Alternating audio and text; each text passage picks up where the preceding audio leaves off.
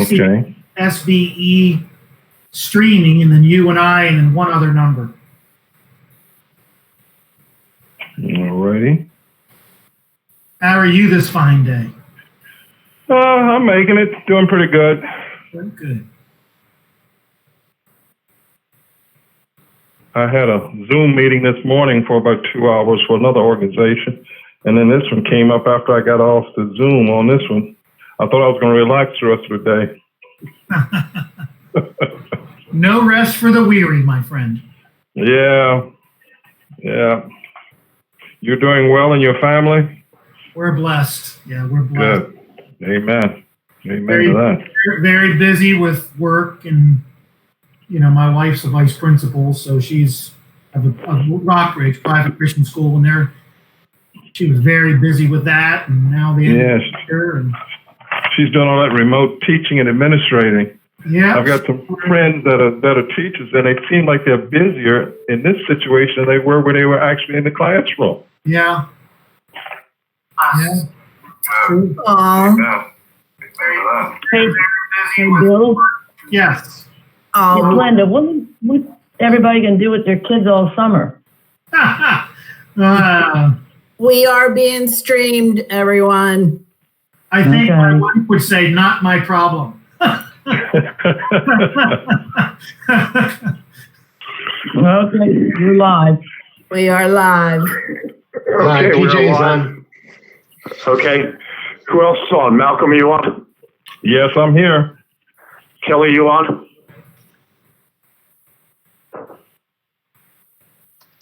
Bill, you on? I am, yes. Okay. Can you hear me, PJ? Yeah, I can hear you. I'm sorry if I didn't answer. I apologize. Oh no, just wanted to make sure. Okay. Yeah, it's been a little hectic this afternoon. Okay, let me. Mr. Chairman, we are live. All right. At this time, then the chair will call this meeting of the State Board of Elections, this emergency meeting, to order. At this time, for purposes of the record, I'll do a roll call and determine presence. Mr. Hogan, are you present? Present. Ms. Howells, are you present? No response. Mr. Flunn, are you present? Present. Mr. Velp, are you present?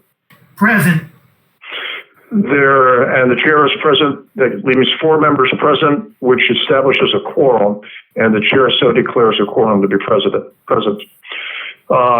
Next item is, I believe, additions to the agenda,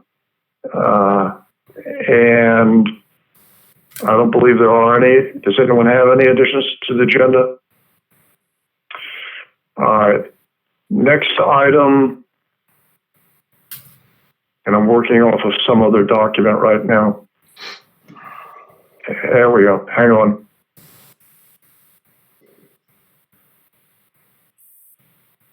Man, it's nice to have that right in front of me. The presidential primary election, June 2nd, 2020. Now, in this instance, for those of the public who are dialed into us, the board, I'm going to ask the board to go into closed session.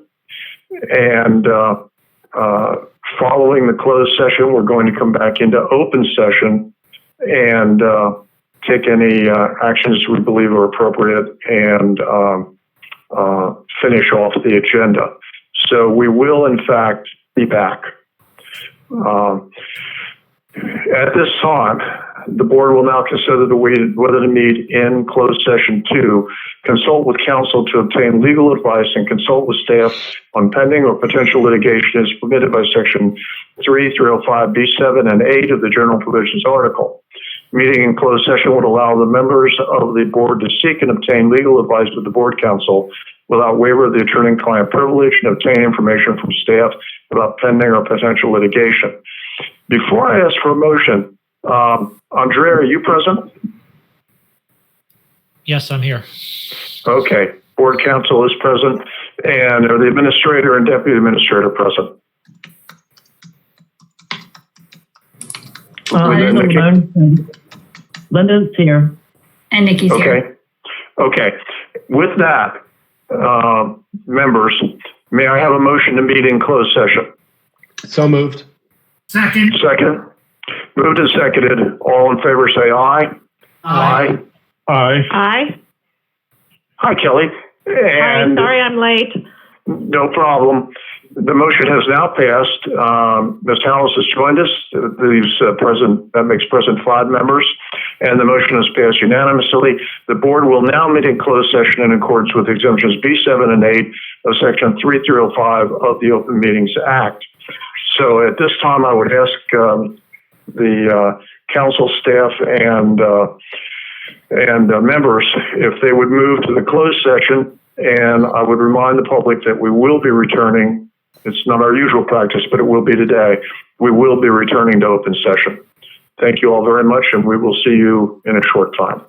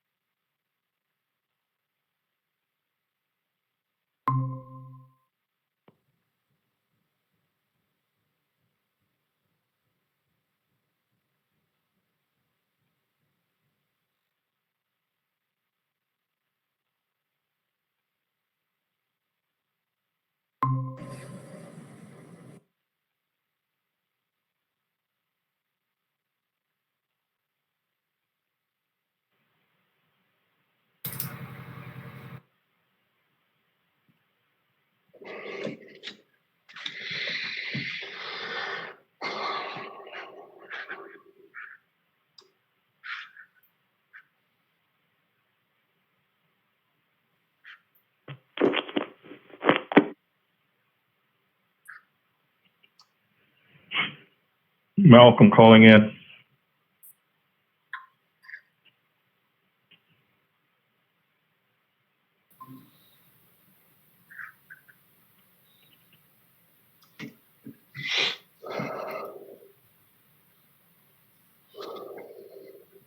Kelly Howells is on.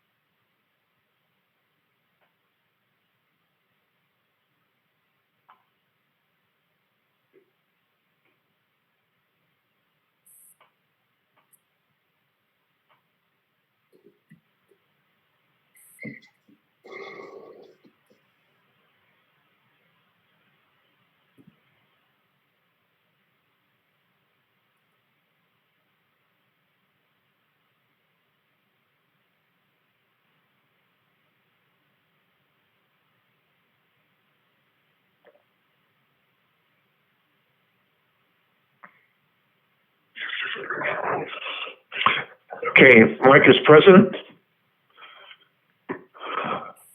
Anyone else on yet? Kelly. PJ Hogan is on. I should never ask it like that. Okay, I got PJ and Malcolm and Kelly, I think. Right. Okay. Bill, are you on yet? Okay. Linda, Nikki? Sorry, yes, I'm here. Linda's here. Okay. Nikki's here. Okay, and I think that was Andrea there as well. Okay, so we're short Bill, and that's it.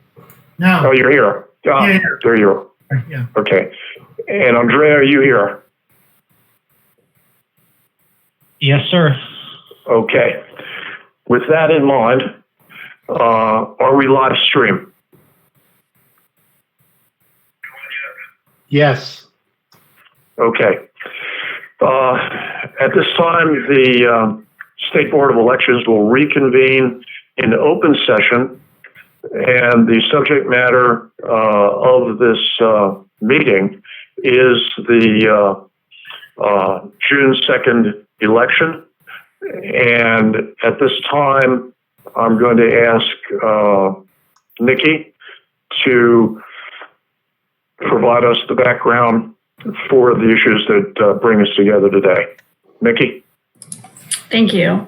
So as you know, you all approved a plan to move to vote by mail election, which the governor adopted, and we have been working diligently to do that. Most voters in Maryland have, in fact, received their ballots, and they are starting to come back. And we have been closely monitoring the balance of the ballots.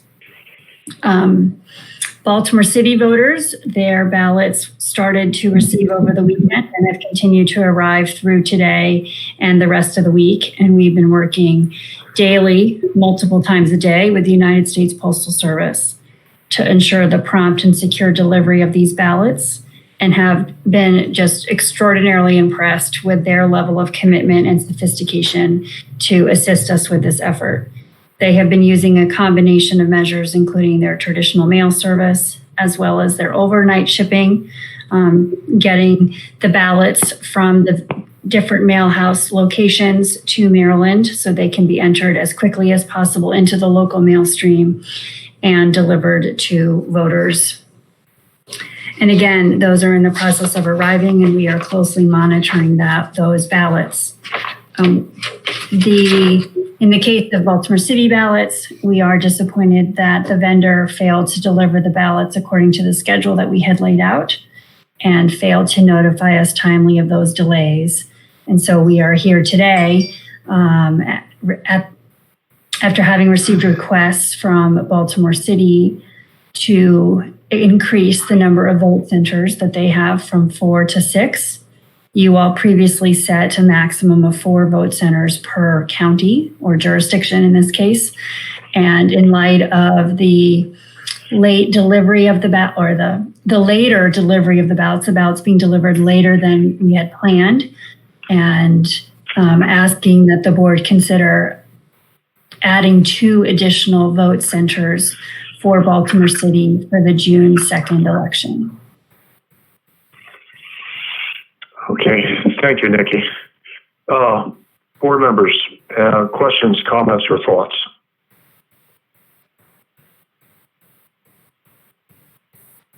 This is PJ Hogan. A question.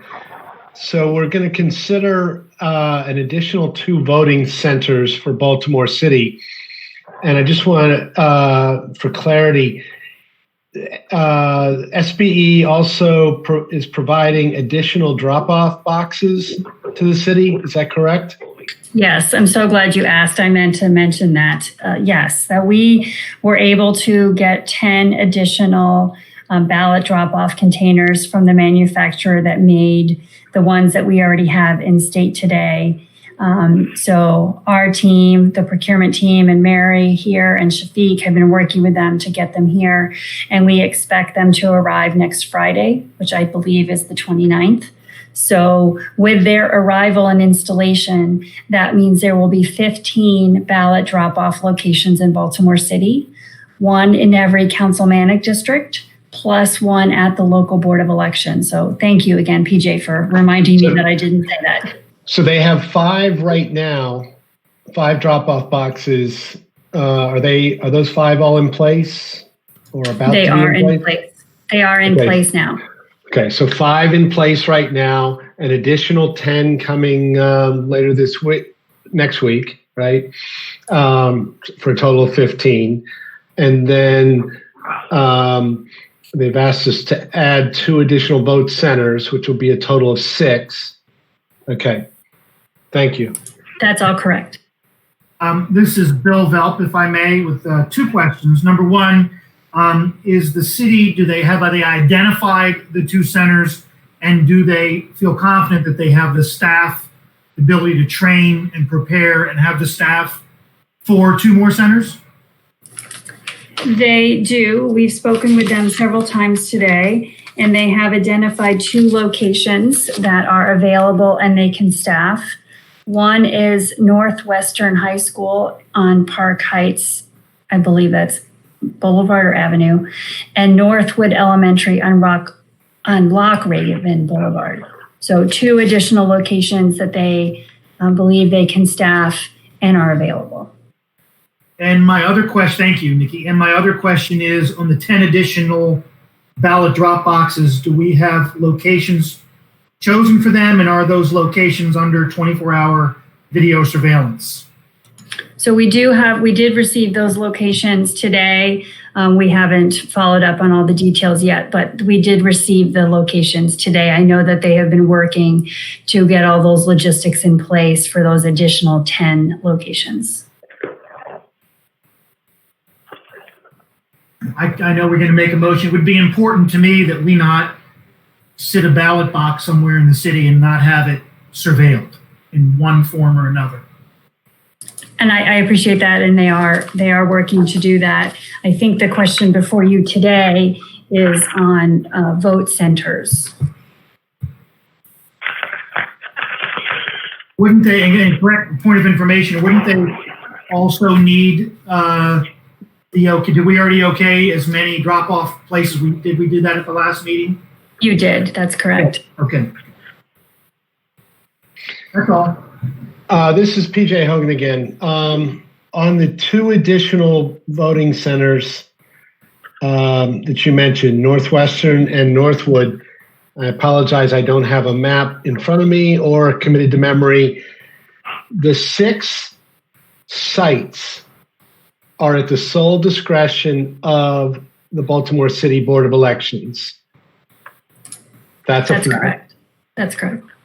Are these 2 additional ones geographically dispersed? I am sorry to say that I haven't seen them all on a map today. And Bill, in answer to your question, they are all under surveillance. Right. Thank you. Anyone else? Very well. Under my authority as chairman of the State Board of Elections, I determine that the issue of additional voting centers for the city of Baltimore is an issue which needs immediate board action that cannot wait until the next regularly scheduled meeting. The issue is whether the city of Baltimore should be authorized 2 additional voting centers. At this time, I am directing the staff to poll the members to obtain their vote on this issue. Thank you. I'm happy to do that. Just one, I did get word from Baltimore City Board of Elections that those 6 locations are geographically diverse among the city boundaries. Thank you. Thank you, Nikki. Yes. So, Mr. Coogan, Chairman? The chair votes yes, that they should be authorized 2 additional voting centers. Mr. PJ Hogan, the Vice Chair? Yes, I approve the 2 additional voting centers for Baltimore City. Mr. Fun?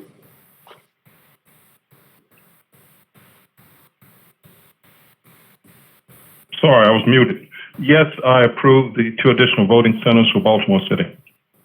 Thank you. Ms. Howells? Aye. And Mr. Velp? Yes, I approve for the 2 voting centers. Thank you, Nikki. And with that matter, the City of Baltimore is in fact authorized 2 additional voting centers by the authority of this board. With that being said, and that ending agenda item number 3, the agenda actually shows old business, news business, disclosure of campaign contributions, none of which are pertinent to the emergency meeting. And unless there is an objection, I will simply remove them from the agenda. The 7th original number is scheduling a next meeting. We have a meeting scheduled for May 28th.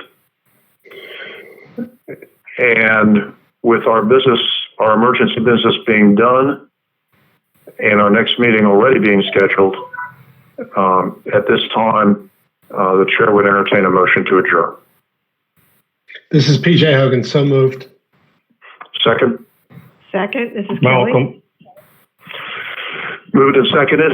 All in favor of adjournment? Aye. Aye. Aye. Opposed? None. This meeting is adjourned, and I would like to, ladies and gentlemen, thank all of you. This was a very, very intensive period of time over the last 48 hours. And there's many people here that I'm very proud of. With that being said, everyone stay safe. Take care. Right. Bye. Thank you, Mr. Thank you, Chair, Mr. and Chairman. thank you, staff at SBE. Yes. Yes. Thank you. Hard work. Thank you.